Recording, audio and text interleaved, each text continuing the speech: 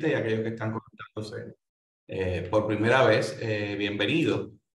Como muy bien explicó Kenia, básicamente esto es un programa de educación conjunto entre el Fideicomiso de Ciencias y Tecnologías y el ProHealth Clinical Service, promoviendo, ¿verdad?, la utilización del modelo ECO para el uso de la telemedicina en los servicios de medicina, específicamente medicina primaria, y la comunicación con diferentes especialidades y subespecialidades. Esto es un programa educativo que cuenta con 20 horas crédito para aquellos que estén participando y que ¿verdad?, completen el tiempo establecido por la Escuela de Medicina de Ponce, que es la que está sirviendo como ente acreditador. Así que a tales propósitos es importante que manifieste, ¿verdad?, cualquier conflicto de interés y el disclosure, ¿verdad?, de las posibles relaciones que tengo. Así que este es el slide donde establece las relaciones contractuales que he tenido, tanto con entidades públicas, privadas, como organizaciones profesionales, y donde establezco, ¿verdad?, de que aparte de la relación que estoy teniendo con el fideicomiso para el desarrollo de estas actividades, no hay ningún otro conflicto de interés, y que todas las expresiones que voy a estar realizando durante las presentaciones van a ser expresiones bajo mis propios puntos de vista y no va a estar representando la opinión de ni la posición de ninguna de las organizaciones con las que he recibido o mantengo relaciones contractuales, entiéndase, organizaciones profesionales, empresas privadas o instituciones de gobierno. En los momentos en que haga referencia a medicamentos o tratamientos, voy a estar citando, ¿verdad?, y yo haciendo referencia en base a las recomendaciones de los estándares de cuidado de la Asociación Americana 2023. Y si fuese algún uso off-label, así lo voy a estar manifestando. Y en los momentos donde esté haciendo referencia a terapias o medicamentos, en todo momento vamos a estar, a menos que exprese lo contrario, vamos a estar hablando bajo el uso según aprobado por la Administración de Drogas y Alimentos. Así que sin nada más, pasamos a la próxima. Durante el día de hoy, como muy bien les expresó Kenia, esta es la sesión número 13, y hoy vamos a estar hablando un poco de la prevención y el manejo, ¿verdad?, de la retinopatía diabética, otra de las complicaciones microvasculares. Ya hasta el momento hemos cubierto, ¿verdad?, las complicaciones macrovasculares y enfermedad cardiovascular. La vez pasada tuvimos la oportunidad de compartir sobre la nefropatía diabética, que es una de las complicaciones microvasculares. Hoy vamos a estar hablando de la retinopatía diabética y en la sección del jueves vamos a estar cumpliendo, ¿verdad?, o completando las complicaciones microvasculares, que sería entonces la de neuropatía diabética. Próxima. Durante la charla de hoy vamos a estar repasando, ¿verdad?, los aspectos generales y la clasificación de la retinopatía diabética. Próxima. Luego vamos a estar revisando más o menos algunas fotos o imágenes de lo que sería una retina normal y hallazgos, entonces otras fotos de retina donde se encuentran hallazgos que son característicos de los diferentes tipos de retinopatía diabética. Esto con el fin de familiarizarnos más o menos, ¿verdad?, con cuáles son los hallazgos que se ven. Vamos a estar discutiendo nuevamente las estrategias de prevención, de discernimiento y de tratamiento para la retinopatía diabética acorde a las recomendaciones de la Asociación Americana de Diabetes en base a los Standard of Care del 2023. Y luego vamos a discutir brevemente el impacto de la telemedicina en el manejo, ¿verdad?, de la retinopatía diabética y cómo vislumbramos esto en su uso en el futuro. En el futuro actual realmente, porque ya se está utilizando, así que vamos a hablar un poquito sobre eso. Próxima. Desde el punto de vista de la retinopatía diabética, vale la pena recalcar que siendo esta una de las complicaciones microvasculares de la diabetes, pues ocurre tanto en pacientes con diabetes tipo 1 como en pacientes con diabetes tipo 2 y que la prevalencia está estrechamente relacionada principalmente a dos factores. La duración de la diabetes, mientras mayor tiempo o más años tengamos expuesto, ¿verdad?, ese paciente a la enfermedad de la diabetes, mayor va a ser el riesgo de desarrollo de retinopatía diabética y de igual manera va a depender estrechamente del control glucémico. Así que en aquellos pacientes que tengan un pobre control glucémico, el riesgo de desarrollar retinopatía diabética es mayor. De forma tal que mientras mayor tiempo tengo con diabetes y mayor descontrol tenga en mi diabetes, mayor va a ser el riesgo de diabetes próxima. En adición, a eso que mencionamos, vale la pena recalcar que en estos momentos, tanto en la nación americana como en las principales ciudades del mundo, la retinopatía diabética es la causa más común de ceguera en adultos de edad productiva. ¿Ok? Así que esto es bien importante porque tenemos una condición causando incapacidad, ¿verdad?, en la población de una condición que pudiese ser altamente prevenible. Próxima. Va a ser importante que en adición a la duración de la diabetes y al control glucémico, otros factores que han demostrado un riesgo aumentado para el desarrollo y progresión de la retinopatía va a ser, como mencioné primeramente, el nivel de azúcar descontrolado o el mantener, ¿verdad?, unos niveles elevados a través del tiempo, lo que llamaríamos una hiperglucemia crónica, la presencia de enfermedad crónica renal o daño al riñón está asociado también, ¿verdad?, a una correlación con el desarrollo de retinopatía diabética y obviamente enfermedades como la presión arterial y trastornos o desórdenes en los lípidos de sangre, ¿verdad? Aumenta también, hay una correlación estrecha entre estas condiciones y la retinopatía diabética. Y como vamos a ver más adelante, es uno de los factores principales que tienen que ver con el riesgo, ¿verdad?, de progresión de enfermedad si no hay un buen control de estas condiciones. Próxima. Aquí vamos a ver ahora más o menos la clasificación, ¿verdad?, a nivel general de lo que es la retinopatía. Va a ser importante que abajo van a ver las diferentes abreviaturas y el significado, ¿verdad? IRMA significa no es la prueba de laboratorio, es lo que se conoce como cualquier anormalidad microvascular dentro de la retina. MA, que significa no es medical advantage, es microaneurisma. Tenemos entonces NPDR, que no es otra cosa que retinopatía diabética no proliferativa, y PDR, que sería retinopatía diabética proliferativa. Vamos a ver que las manifestaciones más comunes, empezando de arriba hacia abajo, vemos que lo que sería una retinopatía no proliferativa leve es cuando solamente identificamos en el campo de la retina la presencia de microaneurismas, ¿ok? La consideramos como una retinopatía no proliferativa moderada cuando al menos hay una hemorragia o que haya evidencia de microaneurisma más alguno de las siguientes otras características, que sean hemorragias retinales, exudados duros, lo que se llaman las manchas de algodón, y o que haya evidencia, ¿verdad?, de lo que se considera los venous bleeding.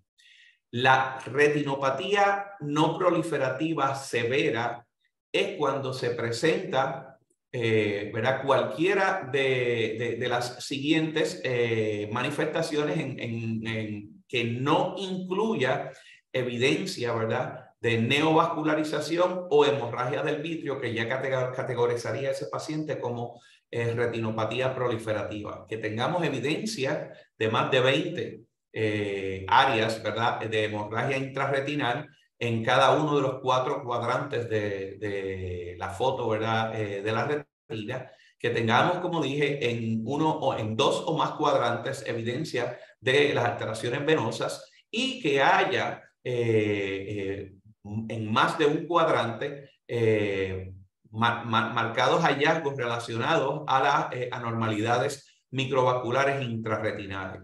Obviamente, cualquiera de las anteriores y o la presencia de neovascularización o de hemorragia del vitrio o hemorragia prerretinal es lo que se considera entonces ya la presencia de retinopatía proliférica, ¿verdad? En este caso, retinopatía diabética. Va a ser importante que usualmente en los pacientes con retinopatía no proliferativa leve a moderada, la mayoría de las veces vamos a enfocarnos en el tratamiento metabólico de esa condición. Sin embargo, dependiendo de la severidad de la retinopatía no proliferativa y dependiendo de las hemorragias, ¿verdad? Que tenga, ese edema macular o no, pues pudiéramos tener que considerar intervención para esos pacientes, así como igual en la retinopatía proliferativa, como vamos a ver más adelante. Aquí ahora vamos a estar viendo unas imágenes. La primera que vamos a ver es de una retina normal, donde más o menos vamos a ver ahí que en el centro podemos observar a mano izquierda lo que sería el disco óptico, donde salen, ¿verdad? O se agregan la vena de la retina, la arteria de la retina y el nervio, ¿verdad? Óptico. Y vemos lo que se llama la copa óptica, que es donde está esa luz brillante que vemos ahí. A mano derecha del disco óptico vemos lo que se considera el área de la mácula y la fóvea, que es donde hay principales de las células que nos ayudan a identificar, ¿verdad?, las características visuales. Como podemos ver, tenemos entonces que del disco óptico salen las arterias y la vena, y es importante recalcar que usualmente la vena se ve como un poquito más intenso el color que lo que es la arteria, y usualmente el grosor de la vena se ve un poquito más distendida, ¿verdad? En la forma natural o normal comparado con las arterias. Así que cuando vemos la intensidad de colores entre la vena y la arteria, podemos identificar que la vena es aquella que usualmente tiene unos colores más intensos de rojo. Próxima. Y aquí vamos a ver ahora algunos cambios, ¿verdad?, de cómo va progresando. A mano izquierda vemos lo que sería hallazgos típicos de la retinopatía diabética no proliferativa, donde podemos identificar esos puntos o esas áreas rojas, que no es otra cosa que áreas de hemorragia, ¿ok? Vemos lo que son los exudados en amarillo, lo que son los exudados duros, son todas esas lesiones que vemos ahí amarillas, y podemos observar entonces algunas bolsitas, ¿verdad?, que se forman dentro de las mismas vasos sanguíneos, que son entonces lo que llamamos los microaneurismas. Según vemos a la mano derecha, entonces, en lo que sería ya una retinopatía proliferativa, básicamente la presencia de vasos sanguíneos extra que usualmente no van a estar allí y que ocurren por la neovascularización a consecuencia del flujo afectado de sangre al área de la retina. En la próxima vamos a ver una progresión más o menos de cómo va evolucionando el proceso de la retinopatía diabética, donde a mano izquierda en el primer foto que vemos ahí superior podemos observar lo que sería una retina más o menos, ¿verdad?, normal, sin hallazgos pertinentes. En el caso de la del medio, que sería la foto que observa una retinopatía no proliferativa leve, no se perciben muy bien ahí, tal vez por el tamaño, pero si en la parte inferior y en la parte superior podemos ver unas áreas de microaneurismas. Si vemos más o menos mirando como si fuera un reloj, entre las 10 y las 11 de la mañana, podemos observar unas áreas que sugieren microaneurismas, igual que entre las 6 y las 7 de la tarde, ¿verdad?, de la hora del reloj. En la próxima, que ya vemos entonces, perdón, la anterior, en la foto de extrema derecha superior, vamos a ver ahí ya lo que sería moderado, donde vemos un aumento significativo de diferentes de los microaneurismas combinado con exudados ¿verdad? Duros, que se ven en las puntas amarillas, preferencialmente en la cuarto superior izquierdo, se notan bastante. Luego vamos a ver en la parte inferior, donde ya tenemos evidencia, la parte inferior izquierda, donde tenemos una retinopatía proliférica, retinopatía diabética no proliferativa severa, donde envuelve básicamente los 4 cuadrantes, ¿verdad?, de la foto, ¿verdad?, de la retina, y como vemos múltiples eventos, ¿verdad?, de exudados, microaneurismas, alteraciones venosas y microaneurismas que pueden ser presenciados. Ya en la última de las fotos que vemos ahí, podemos observar una hemorragia prerretinal, principalmente la parte de abajo, entre las 4 y las 6 de la tarde, y debajo de lo que sería uno de los vasos sanguíneos principales inferiores, vemos la evidencia con algunos hallazgos de neovascularidad. Próxima. Aquí vamos a ver, ¿verdad? En un aspecto general también cómo se ven algunos de esos cambios. Específicamente podemos observar mejor los microaneurismas y los exudados que podemos ver ahí. Microaneurisma exactamente hacia las 12 en el camino hacia el centro de la imagen. Podemos ver dónde está identificando el microaneurisma de la misma forma que los exudados. Y ahí se está catalogando, ¿verdad? Lo que es el área del disco óptico, la mácula y la fobia. Próxima.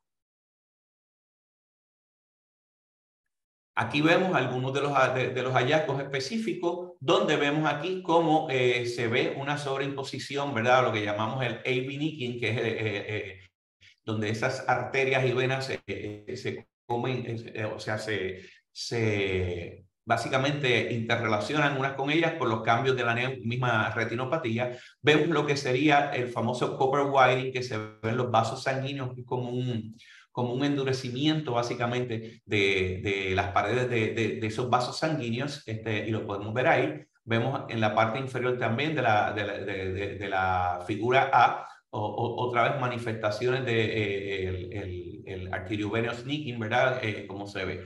Podemos observar en la B lo que sería la finura que ocurre y que empeora en una arteria, ¿verdad? Una arteriola de la retina. Podemos ver entonces en la C diferentes áreas de hemorragia retinal, lo que serían los cottonwood patch, ¿verdad? Y la combinación de exudados que podemos ver.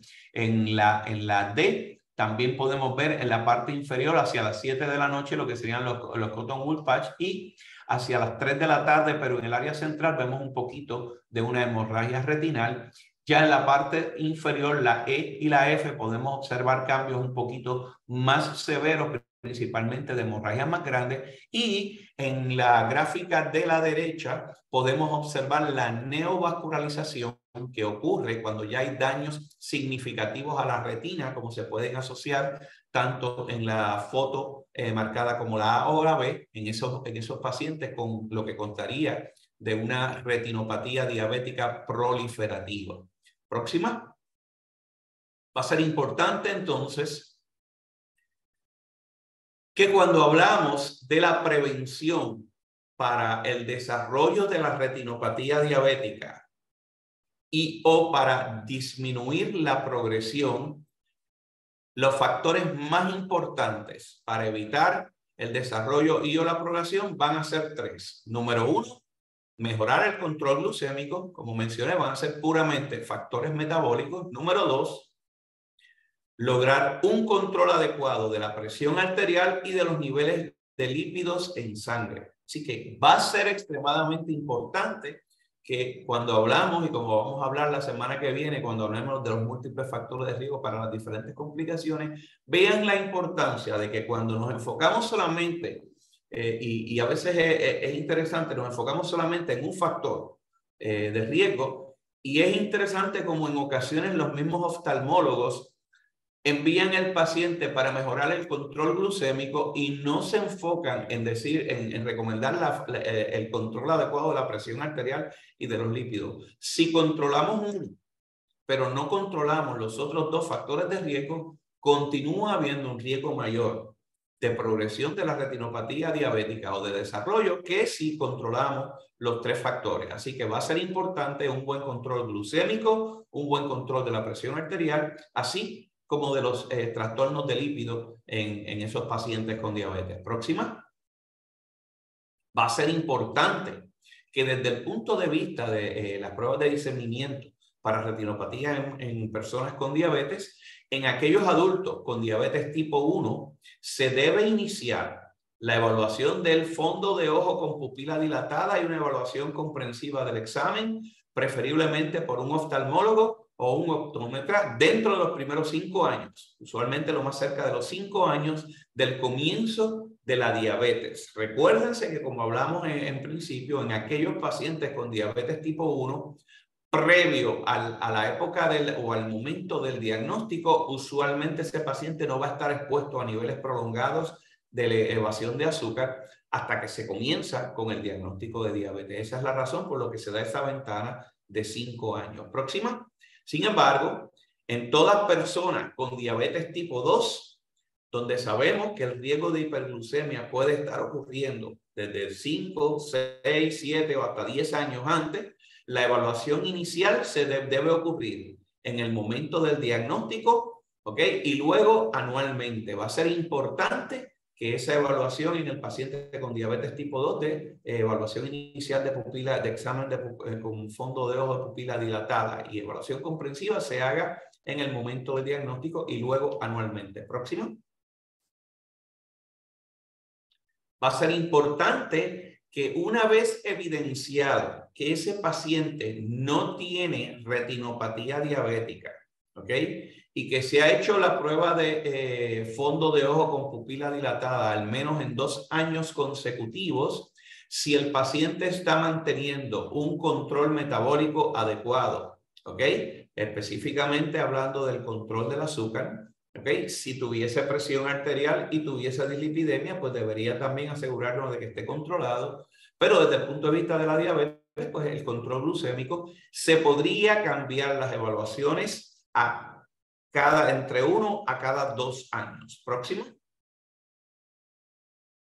Va a ser importante que si hay cualquier grado de evidencia de retinopatía, cualquier evaluación subsiguiente debe ser realizada por lo menos anualmente, al menos una vez al año, y debe ser por un oftalmólogo o un optómetra capacitado en la evaluación de retinopatía diabética. Próximo. Si no hay evidencia, ¿ok? ¿Verdad? O si hay evidencia de que la retinopatía está empeorando o progresando, pudiese ser requerido que estas evaluaciones sean más frecuentes, que pueden ir desde cada 6 meses o hasta cada 3 meses o a veces más frecuentes dependiendo de la severidad de la retinopatía. Próxima. Va a ser importante, y esto es como preámbulo a lo que vamos a tocar al final desde el punto de vista de el uso de la tecnología y la telemedicina, que en estos momentos ya se utilizan programas de fotografía de retina, ¿ok?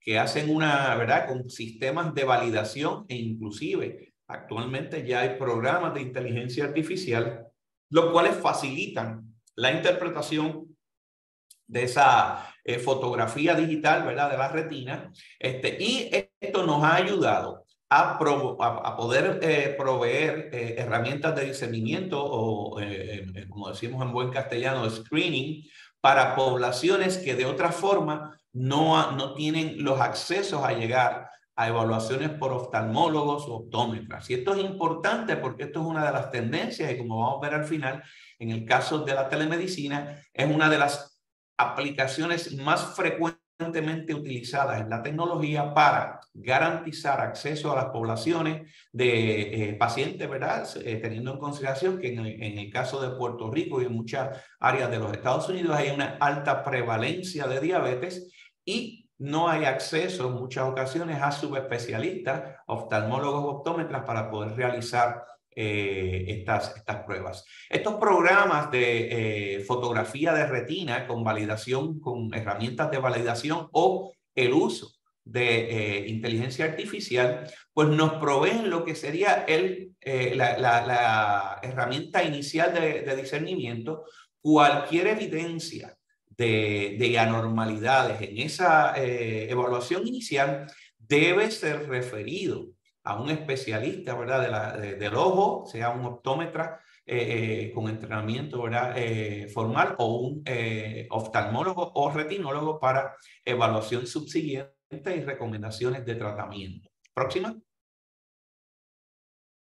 Va a ser importante que en aquellas poblaciones, específicamente mujeres de edad reproductiva con historial previo de diabetes tipo 1 o tipo 2, debe recomendársele que antes de que planifiquen, ¿verdad?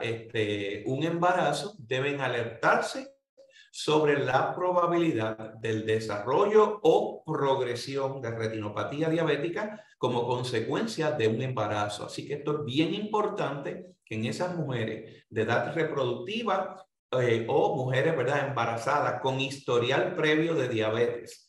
Fíjense que esto es diferente de lo que hablamos en la primera conferencia de lo que es la diabetes gestacional, y que en su momento lo vamos a tocar más adelante cuando hablemos de poblaciones especiales. Son aquellas personas que ya tienen evidencia de diabetes tipo 1, tipo 2, tienen un riesgo mayor de que durante el embarazo desarrollen retinopatía diabética, o que si la tienen, esta progrese. De igual manera, próxima.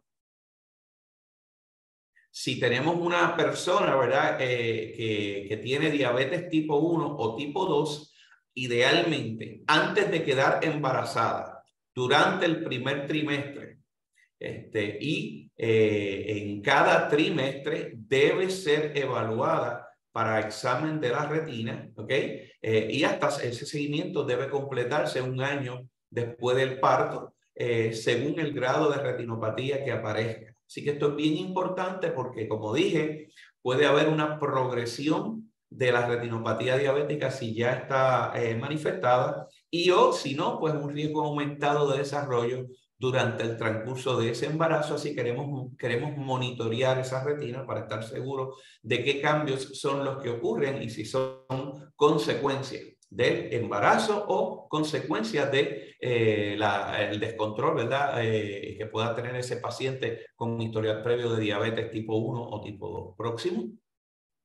Entrando a la parte de tratamiento, va a ser importante que cualquier individuo que presente cualquier grado de edema macular, ¿ok?, en pacientes con retinopatía diabética, que sea de moderado o que haya empeorado una retinopatía no proliferativa y que pueda esto progresar a una retinopatía proliferativa, debe ser referido inmediatamente a un oftalmólogo. Y aquí ya no estamos hablando de un optómetra, sino de un oftalmólogo, porque los optómetras pueden ayudarnos en el diagnóstico inicial, pero no están entrenados para dar tratamiento a la retinopatía diabética. Así que estos pacientes deben ser referidos prontamente a un especialista en oftalmología que tenga entrenamiento y que sea diestro en el manejo, ¿verdad?, y de la retinopatía diabética. De igual forma, si hay evidencia de cualquier grado de retinopatía proliferativa, inmediatamente ese referido debe ocurrir. Próxima. Va a ser importante que en los casos, ¿verdad?, donde sea necesario que haya una retinopatía diabética no proliferativa severa, está indicado la utilización de terapia con láser a toda el área de la retina para tratar de minimizar el riesgo de que haya hemorragias severas que puedan afectar la visión. Recuérdense que la pérdida de visión, que es uno de los problemas que tenemos con la retinopatía diabética, una vez se pierde, no se recupera. O sea que el grado de visión perdido a consecuencia de retinopatía diabética, principalmente cuando ocurren estas hemorragias, ¿verdad?, y estas malformaciones severas, no mejora. Es importante recalcar que muchos de los pacientes, cuando uno les explica esto, muchos de los pacientes dicen, pero es que yo sí tuve un sangrado y después de meses que el sangrado pasó, yo vi mejor. Claro está. Si tú tienes un sangrado masivo que está ocluyendo la cámara, ¿verdad?, posterior del ojo, tú no vas a tener en el momento vas a tener una menor visión a consecuencia del bloqueo por el exceso de sangre.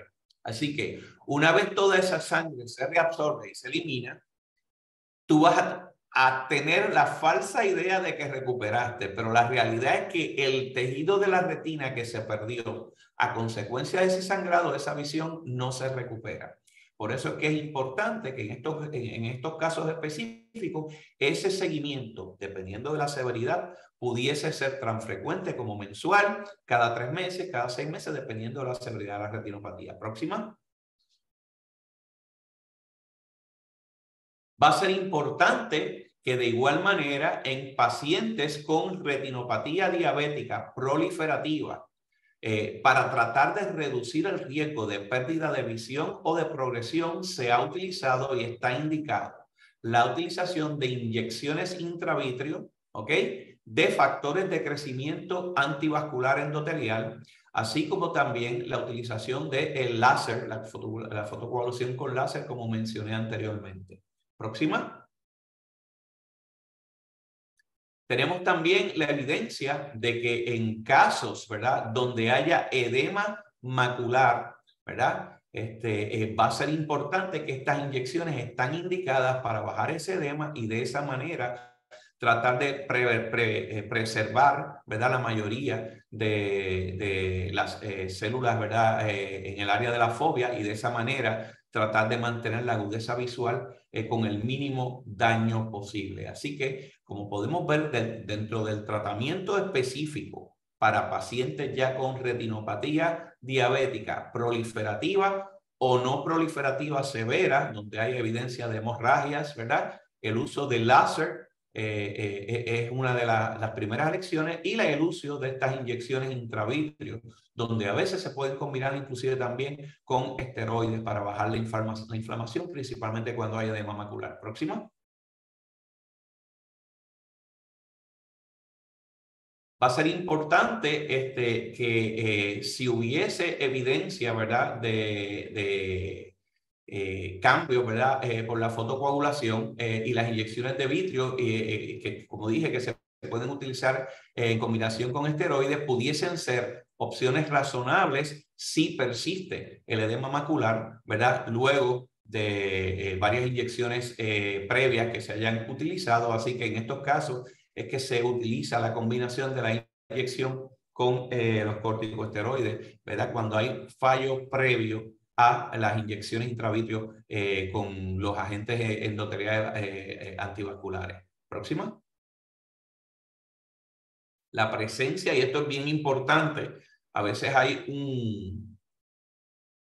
un concepto erróneo de que si yo tengo retinopatía diabética y tengo un riesgo cardiovascular alto, no puedo utilizar aspirina como tratamiento, ¿verdad?, cardioprotectivo. Recuérdense que el uso de la aspirina cambió en base a lo que discutimos cuando hablamos del riesgo cardiovascular, a la utilización de aspirinas de dosis baja, 75 hasta 162 miligramos al día, en aquellos pacientes que tengan diabetes y enfermedad cardiovascular establecida. Así que si el paciente tiene esos criterios, el que haya la presencia de retinopatía no debe ser una contraindicación para el uso de aspirina en esos pacientes, ya que no hay evidencia de que el uso de aspirina aumente el riesgo de hemorragias en la retina. ¿Okay? Así que esto es bien importante. De igual manera, recalco que el uso de aspirina como prevención primaria en pacientes con diabetes ya no se utiliza de rutina, y que en aquellos pacientes que no tengan enfermedad cardiovascular y tengan alto riesgo de enfermedad cardiovascular, el uso de aspirina como herramienta de prevención primaria debe ser discutida con el paciente extensamente, evaluar los riesgos y beneficios antes de considerar iniciarla. Próxima. Va a ser importante, a manera de resumen, ya prácticamente ¿verdad?, concluyendo, que no debemos perder de vista las opciones terapéuticas para mejorar el control del azúcar en aquellos pacientes con diabetes tipo 1, va a ser la utilización de insulina. En aquellos pacientes con diabetes tipo 2, tenemos aquí ¿verdad?, el algoritmo de utilización acuerdo a los factores de riesgo, y recordando que debemos hacer ajustes y evaluar acorde al control de ese paciente. Si tenemos un control adecuado cada 6 meses, si el control no está en las metas, debe ser cada 3 meses. Importante recalcar que en aquellos pacientes que estén utilizando análogos de GLP-1, ¿okay?, de los receptores de GLP-1 o de las incretinas, en estudios iniciales se consideró que pudiese haber una asociación entre el uso de estos agentes y el desarrollo o progresión de retinopatía diabética. En todos los estudios que se están realizando con estos análogos, de receptores de GLP-1, se están requiriendo pruebas de evaluación de la retina antes, y durante y después de iniciar los pacientes en esta terapia. En lo que se han publicado hasta ahora no hay evidencia de una posible relación causal. Sí sabemos que cuando tenemos un paciente que está descontrolado y tiene una mejoría significativa abrupta de los niveles de azúcar, esto pudiera causar una pequeña progresión en la retinopatía diabética. Así que es importante que reconozcamos, ¿verdad?, que estos issues se han identificado, se están evaluando y hasta ahora no hay una relación de causa y efecto, y se presume, ¿verdad? Y obviamente hasta tanto no se terminan las evaluaciones, y es importante que una vez cada uno de estos productos sale al mercado, continúan en lo que llamamos una fase ¿verdad?, de observación, lo que llamamos fase 4, que es para identificar, ¿verdad?, posibles eventos adversos que no se hayan identificado en la fase antes de que sean aprobados por la Administración de Drogas y Alimentos, pero hasta ahora no ha habido una evidencia de relación causal. Y como mencioné, tanto en pacientes tratados con insulina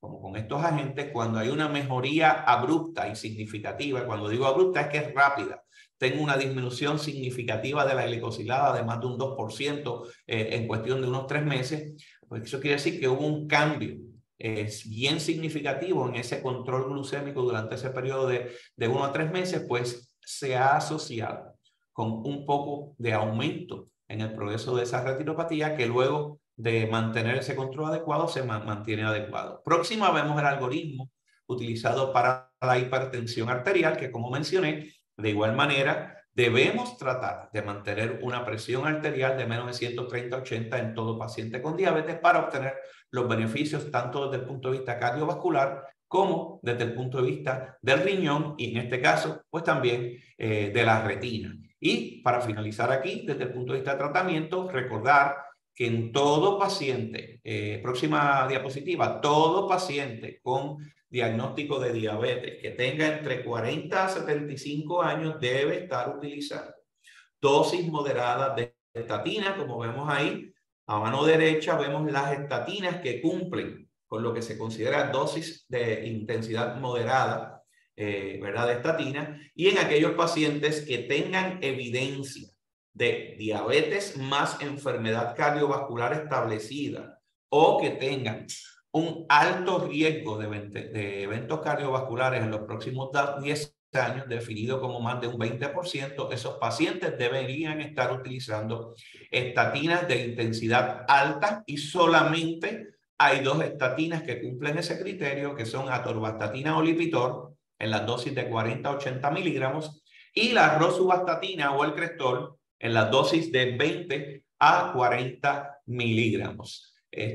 Así que va a ser importante recordar que toda esta gama de tratamientos próxima, como acordamos y discutimos en la evaluación comprensiva de ese paciente con diabetes, debe estar evaluándose y dándole participación a ese paciente en la toma de decisiones y estratificando de acuerdo a las expectativas de vida, determinantes sociales y acceso a los tratamientos, para garantizar que nuestro paciente mantenga un control adecuado no solamente del azúcar, la presión arterial y los lípidos, sino para disminuir el desarrollo de estas condiciones que incluyen, ¿verdad?, la retinopatía diabética, como muy bien mencioné.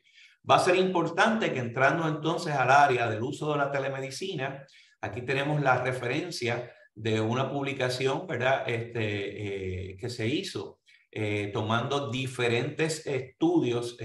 Próxima diapositiva, por favor.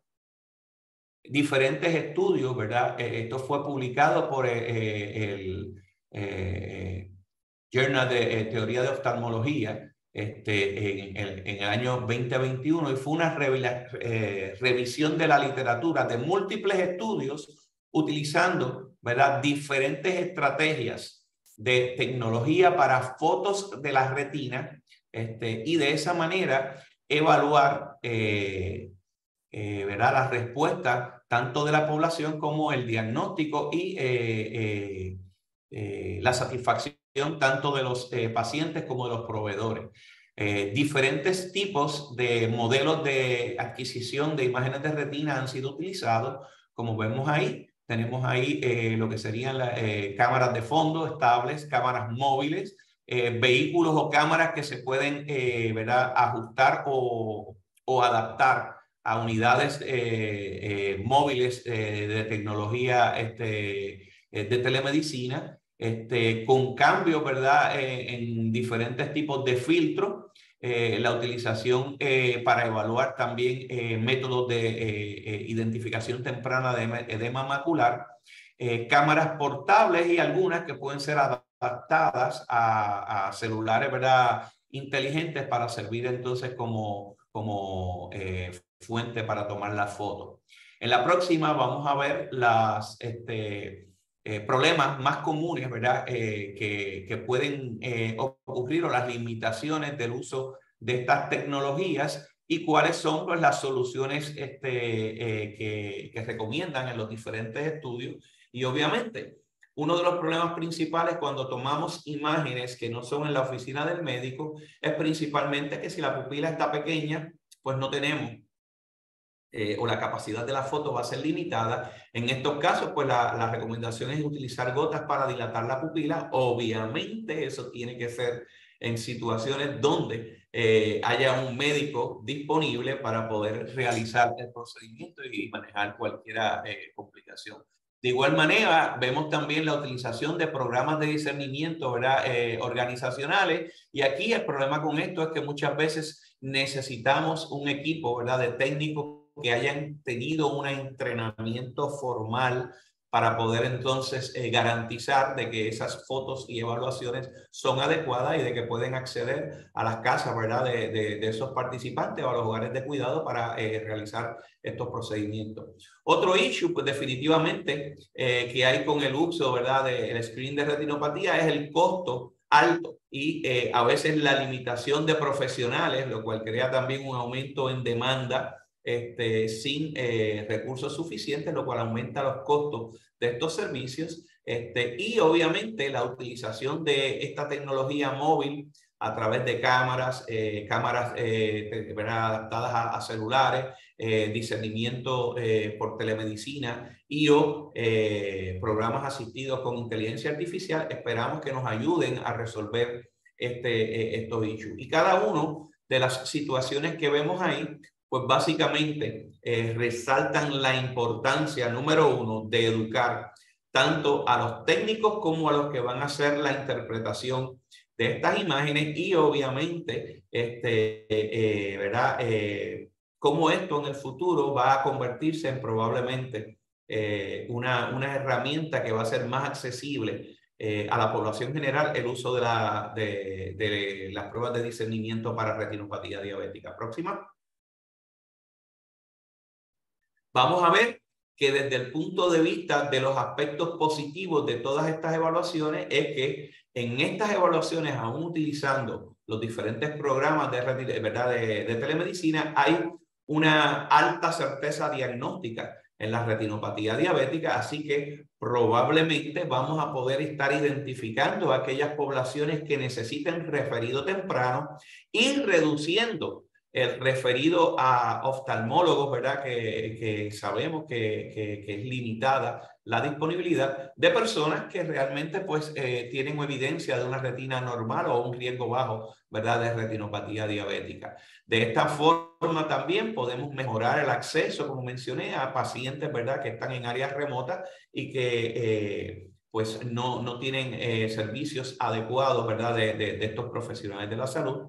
Como vemos, tanto para los pacientes como para el staff médico, hay un alto rate de satisfacción, ¿verdad? En la utilización de estos equipos. De igual manera, nos permite establecer recomendaciones de manejo y tratamiento y de seguimiento para estos pacientes, ¿verdad? Que están a distancia, lo cual puede a la misma vez mantener, ¿verdad?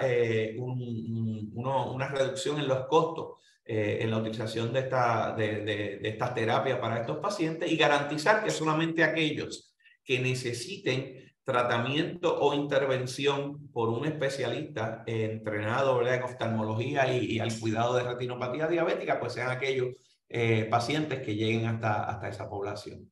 Así que a manera de resumen, podemos observar, próxima, que básicamente el futuro de la retinopatía o del discernimiento de retinopatía diabética va a ser que solamente se van a consultar con aquellos especialistas en oftalmología o retinólogos aquellos casos que sean difíciles por el diagnóstico o que requieran tratamiento e intervención, ¿verdad?, con estos profesionales de la salud.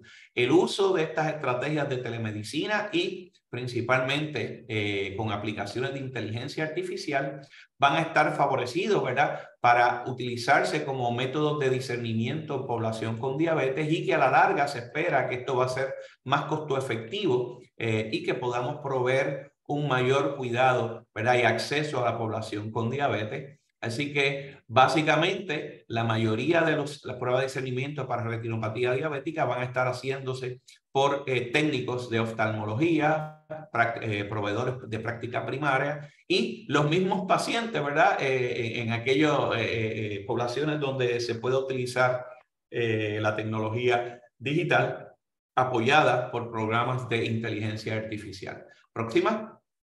Las recomendaciones o conclusiones de este estudio, básicamente, de esta publicación, son que el futuro del cuidado oftalmológico va a ser, ¿verdad?, y principalmente realizado de forma remota por técnicos y asistidos por inteligencia artificial. La mayoría de estas pruebas preliminarmente realizadas directamente al hogar de los participantes o de los pacientes. Próxima. Va a ser importante que el diagnóstico ¿verdad?, realizado, preespecificado, ¿verdad?, por estas pruebas, nos va a ayudar a identificar a aquellos que son saludables y que no requieren de referido, como aquellos que verdaderamente van a requerir de evaluación adicional. Próxima.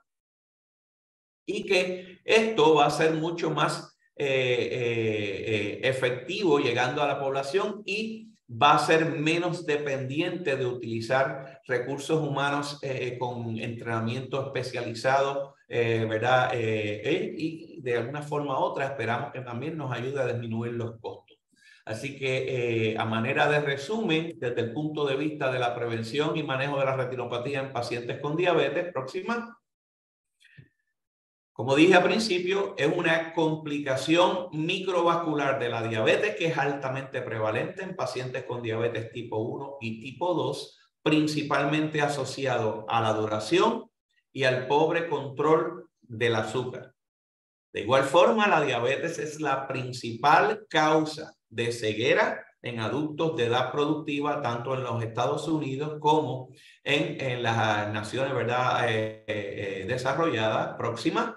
Estrechamente relacionada a disminuir el riesgo y la progresión de la retinopatía diabética. Las únicas estrategias que tenemos es mejorar el control glicémico, mejorar el control de la presión y mejorar el control de los lípidos. Próxima. En aquellos pacientes con diabetes tipo 1, la evaluación inicial debe ser dentro de los primeros 5 años del diagnóstico, y usualmente cerca de los 5 años, luego anualmente. Los pacientes con diabetes tipo 2 debe ser anualmente en el momento del diagnóstico y luego anualmente, ¿ok? Que el pronto referido de cualquier paciente con retinopatía diabética que presente edema macular o que tenga ¿verdad?, de moderado a severo, o que tenga retinopatía no proliferativa, moderada o severa, que esté empeorando o progresando, ¿verdad?, y que se considere que puede progresar a retinopatía proliferativa, debe ser referido a un oftalmólogo con conocimiento y experiencia en el tratamiento del manejo de pacientes con retinopatía diabética. Si hay evidencia de que el paciente tiene retinopatía diabética proliferativa, el referido debe ocurrir igual, prontamente y sin retraso. Próxima. Obviamente, como mencionamos y cerramos en la charla, el uso de las tecnologías de la telemedicina va a ser una herramienta resulta importante y probablemente que garantice un mayor acceso temprano a la población con diabetes, poder discernir aquellos con una retina normal de aquellos que requieren tratamiento o evaluación adicional y que de esa forma se refieran prontamente a esos pacientes cuando tengan casos difíciles para el diagnóstico, casos complicados y que requieran un tratamiento especializado. Así que yo creo que eso es todo lo que tengo por la mañana de hoy. Si alguien tiene alguna duda, pregunta o comentario.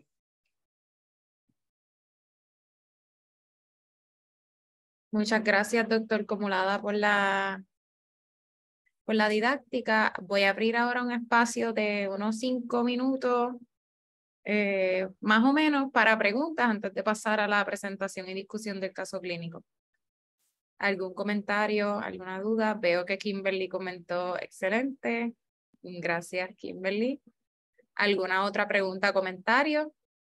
Abro el micrófono para que ustedes puedan compartirlo. Muy buena la conferencia del doctor. Felicidades. Gracias, Héctor. Cualquier duda que tengan relacionado a esto o de lo que hemos hablado anteriormente, siéntase la libertad, en confianza.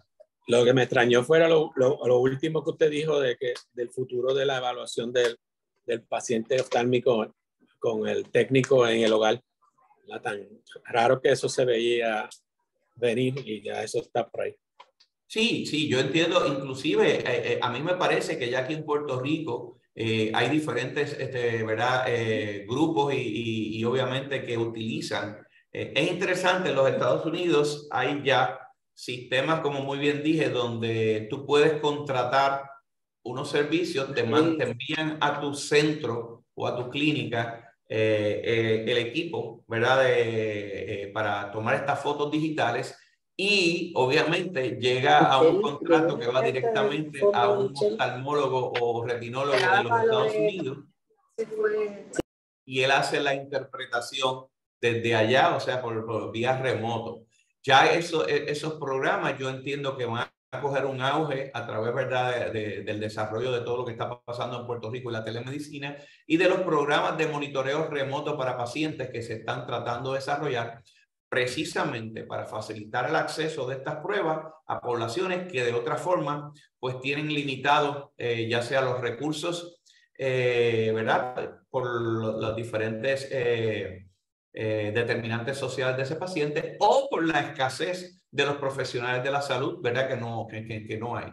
Sabemos que aquí en Puerto Rico en muchas ocasiones y vale la pena recalcar que siempre hay ¿cómo dice?, opiniones encontradas entre quién debe hacer la evaluación inicial de retina, que pues el Colegio de Oftalmólogos dice que deben ser los oftalmólogos, los optómetras dicen que ellos pueden entrar, pero de igual manera las recomendaciones de las organizaciones profesionales explican que pudiese ser cualquiera de los dos la evaluación inicial. Ahora bien, aquí lo importante es que una vez se identifica a ese paciente con un riesgo alto o que requiera tratamiento, si no es un oftalmólogo el que está haciendo la evaluación, ese optómetra debe asegurarse de, con el médico de cabecera o con el equipo de cuidado de ese paciente, garantizar un referido temprano a un oftalmólogo o un retinólogo para el tratamiento subsiguiente. Así que yo creo que aquí lo importante es que vamos a poder garantizar que esos especialistas de tratamiento de retina, ¿verdad?, tengan su oficina con los pacientes que requieren verdaderamente el tratamiento. No vamos a tenerlos perdiendo tiempo haciendo evaluaciones de prevención o diagnóstico. ¿Ok? Así que yo creo que ese es el mensaje principal.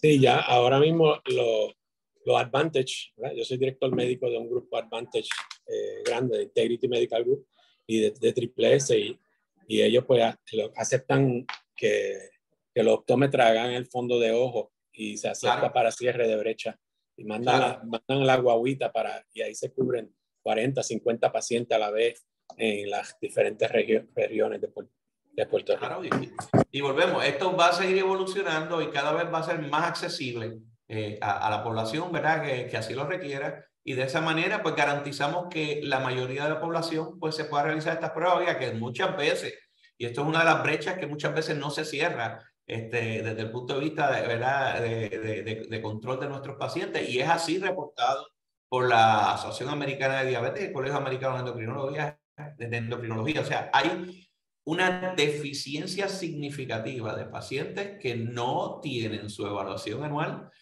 para discernimiento de retinopatía diabética. Muchas gracias, Héctor. Si alguien tiene algún otro comentario, pregunta. Gracias al doctor Vega por su aportación.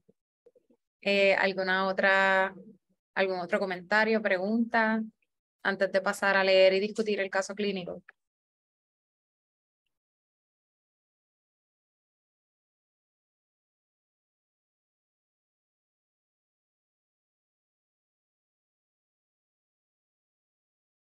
Va a ser importante que nosotros, ¿verdad?, entendemos que a través de estos proyectos entiendo, ¿verdad?, que el fideicomiso tiene el compromiso de que a través de los proyectos que se están desarrollando de telemedicina se va a tratar de implementar el acceso, ¿verdad?, de todos estos recursos, ¿verdad?, en los diferentes centros, ¿verdad?, que podamos servir de apoyo para garantizar esta tecnología. Así que sé que el equipo del fideicomiso está trabajando arduamente para maximizar la capacidad de cada uno de los equipos que hay disponibles y de esa forma garantizar que a todos esos pacientes, ¿verdad?, que tienen poco acceso a profesionales de la salud, ya sea por sus determinantes sociales o por la limitación de los profesionales, pues a través de esta implementación de estos proyectos se pueda garantizar ese acceso. Así que si alguien tiene alguna otra pregunta, comentario, antes de pasar al caso. Yo esta vez puse un solo caso, que no es muy complicado porque el tema es directo, así que yo espero que no haya ningún issue, pensando que iba a haber más participación como la vez pasada. Así que, insisto, si alguien tiene algún comentario, dudas con relación a lo que hemos hablado desde el principio hasta ahora en estas últimas 13 sesiones, estamos a la orden para tratar de contestarla. Como yo dije en un principio, yo no lo sé todo, a lo mejor lo que me preguntan, lo que les digo es, tengo de asignación para la próxima sesión buscarles la respuesta, pero haremos el mejor intento. Doctor, yo tengo Víctor Velázquez de Mayagüez. Saludos, Víctor. Saludos. Tenía una inquietud. En mi práctica yo he visto mucho eso, que casi siempre cuando el paciente tiene enfermedad renal crónica, estadio 3 o más avanzado, uno lo envía a hacerse un examen de la vista y siempre aparece con retinopatía. ¿Habrá alguna combinación en esto? Yo sé que son complicaciones microvasculares las dos, pero a ver si hay alguna. Sí. Definitivamente, en ambas condiciones, dos de los factores principales son el tiempo con diabetes y la hiperglucemia crónica, ¿ok? Así que mientras mayor el tiempo con diabetes y más descontrolado ese paciente, va a tener un riesgo similar de desarrollar daño al riñón, ¿verdad? Nefropatía diabética, como daño a la retina, retinopatía diabética. Y vale la pena recalcar entonces que sin adición al descontrol del azúcar, la presión está descontrolada, eso potencia el daño a ambas condiciones, al riñón y a la retina. Así que una de las recomendaciones siempre es que si usted identifica a un paciente con daño al riñón, que estamos excluyendo un fallo renal o lo que llamamos un fallo renal agudo o un daño renal agudo, o sea que estamos pensando que es por evidencia o a consecuencia de su diabetes, ese paciente debe ser evaluado para retinopatía. De igual manera, si se identifica temprano la retinopatía diabética, debe ser evaluado para nefropatía diabética, porque hay una alta correlación desde el punto de vista de la presencia de ambas complicaciones, tanto en los pacientes con diabetes tipo 1, cuando ya desarrollan una de estas dos, usualmente más de 5 años, como en los pacientes con diabetes tipo 2, que valga la aclaración, en muchos pacientes con diabetes tipo 2, quien hace el diagnóstico de diabetes es el oftalmólogo. ¿Ok?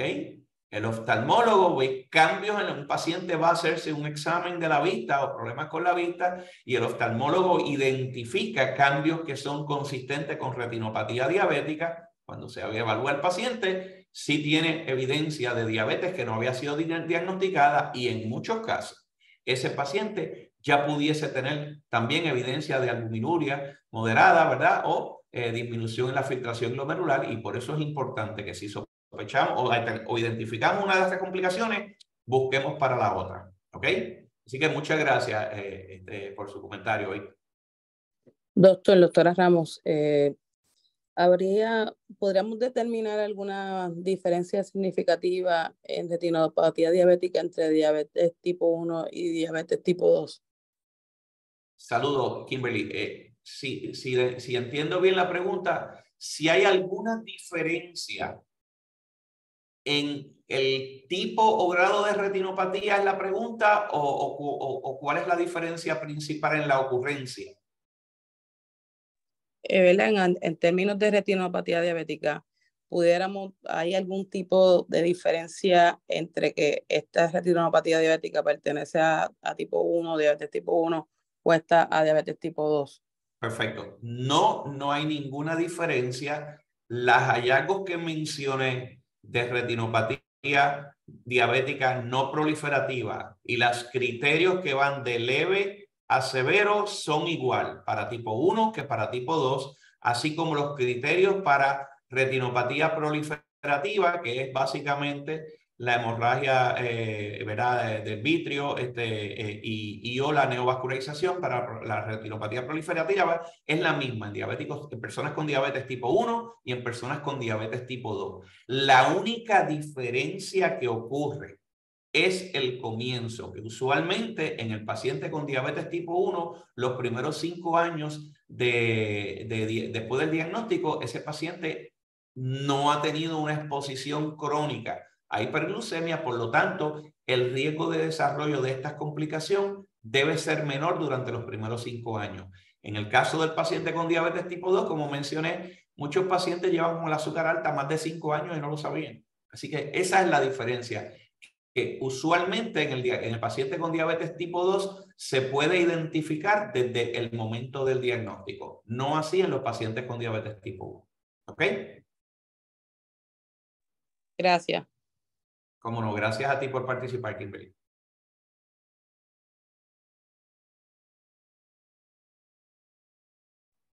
Buenas tardes, doctora Mejías, por acá. Saludos, doctora Mejías. Sí, buenas. Mira, quería hacer una preguntita referente al uso de semaglutide. Es Ajá. que recordando, viendo todo así y hablando de ojos ahora, recuerde que conozco una persona que está usando semaglutide como régimen de bajar de peso, no es diabética. Y a la persona le dio un fuerte dolor de cabeza y luego de eso empezó a ver flotadores. Esa persona fue a un especialista oftalmológico y la doctora le dijo que ya había visto muchos casos ya relacionados al desprendimiento del vitrio por uso de semaglutide y les recomendó no volverlo a utilizar. Entonces, pues me quedé con esa duda porque, al contrario, mi suegro sí es diabético, hipertenso, y lo tenía en el régimen de Ozempic, y el oftalmólogo le dijo que sí, mira, perfecto, es una muy buena opción, que tu médico te lo dé. Cuando veo estas congruencias, aunque parte de que podría ser parte de los efectos secundarios, pues la oftalmóloga le dijo a esta compañera que lo había visto con mucha frecuencia y que ella no recomendaba el uso. No sé si usted ha tenido una experiencia similar o ha escuchado de pacientes con experiencia similar. ¿Qué opinión tiene al respecto?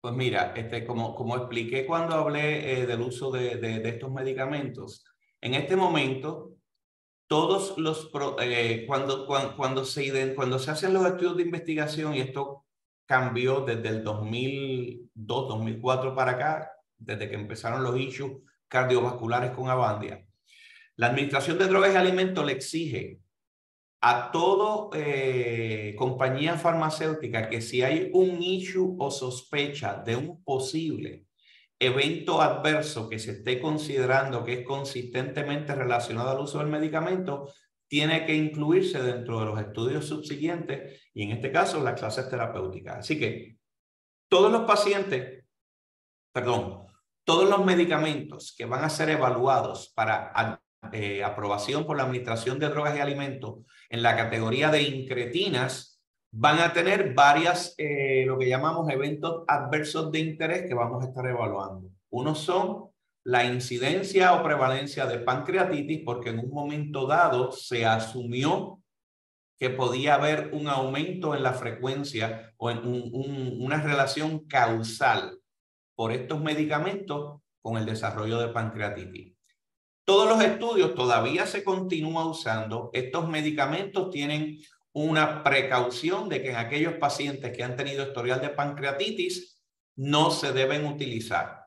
Sin embargo, todos los estudios en todas las medicinas que han sido aprobadas por la FDA, la relación causal de el uso de estos medicamentos con pancreatitis sigue siendo menor que el que no está utilizando estos medicamentos. ¿Okay? Así que decir que el utilizar estos medicamentos tiene un riesgo mayor de desarrollar pancreatitis no es correcto. Ahora bien, tenemos que acordar que pancreatitis es un efecto o una condición que tiene un riesgo alto de ocurrencia en pacientes con diabetes. El tú tener diabetes ya es un factor de riesgo para desarrollar pancreatitis. Así que eso es importante. Así que estas medicinas no han sido correlacionadas como causa y efecto con las pancreatitis. No obstante, muchos de los síntomas son náusea, vómitos, dolor de barriga. Así que si tú tienes un paciente que ha estado ¿verdad? con pancreatitis y tú tienes un medicamento que tú tienes una duda de si puede ser, pues lo mejor no se la dé para evitar que la desarrolle. Con los hallazgos de retinopatía, no ha habido de igual manera, en todos los estudios no ha habido una correlación de causa y efecto. Se han reportado casos de desarrollo de retinopatía o de progresión de retinopatía en casos aislados y se está haciendo una observación de todo esto en cada uno de los estudios correlacionados. Hasta ahora, la respuesta de la Administración de Drogas y Alimentos es que esto sí hay que seguir monitoreándolo en cada uno de los productos que están disponibles en el mercado y en aquellos estudios, en aquellos productos que están en fase de investigación. Si hubiese algún cambio en el futuro, pues el propósito de hacer estas evaluaciones es poder identificar ese cambio. Ahora bien, si yo en mi experiencia personal estoy viendo muchos casos de esto, el que ese médico asuma la postura de que él no recomienda el uso de estas medicinas debería ser validado porque haya hecho un estudio de todas las publicaciones de los recursos y no meramente por su experiencia personal, a menos que él tenga un estudio ya sea prospectivo o retrospectivo donde pueda establecer esa correlación. Decir que es meramente por, ¿cómo se dice?, experiencia en sus pacientes, pues es un tema delicado, principalmente si esos hallazgos son en personas que no tienen diabetes, porque lo que tienes que evaluar es que lo que estamos hablando de la posible relación es del desarrollo o progresión de retinopatía diabética. Si desarrolla otros problemas con la vista, eso hasta ahora no ha sido identificado en los estudios ni como un evento adverso potencial de estos medicamentos. Así que si el paciente, entonces entramos en el issue, si el paciente estaba utilizando semaglutide para bajar de peso y no tenía diabetes, pues no debería tener retinopatía diabética. Si tiene retinopatía diabética, a lo mejor tenía diabetes y no lo sabía. Y entonces entramos en el issue, ¿qué vino primero, el huevo o la gallina? Se desarrolló la retinopatía porque usó el medicamento o tenía retinopatía diabética y no había sido diagnosticado. O sea que hay que aclarar todos esos puntos. Yo siempre que un médico, ¿verdad? Y siempre respeto y tiene el derecho el médico de a sus pacientes recomendarle lo que entiende que es prudente, pero es importante hacer una revisión de la literatura para poder hablar con datos, ¿verdad? Y no meramente el decir que, pues, que esto es algo que estoy viendo en mi práctica. Porque son factores bien importantes y vamos a ponerlo del otro punto de vista. Le recomiendas a un paciente con un alto riesgo de enfermedad cardiovascular, de muerte, dejar de usar una medicina que ha demostrado un beneficio, disminuyendo el riesgo de muerte, pues imagínate el problema que tenemos. Cuando no tenemos una evidencia contundente de que hay un riesgo de daño a la vista. Así que espero haberte contestado o aclarado un poquito los issues con respecto al uso de semaglutide y problemas oftalmológicos. Gracias, gracias siempre, muy amable y muy buena conferencia. Gracias, gracias. Siempre a la orden.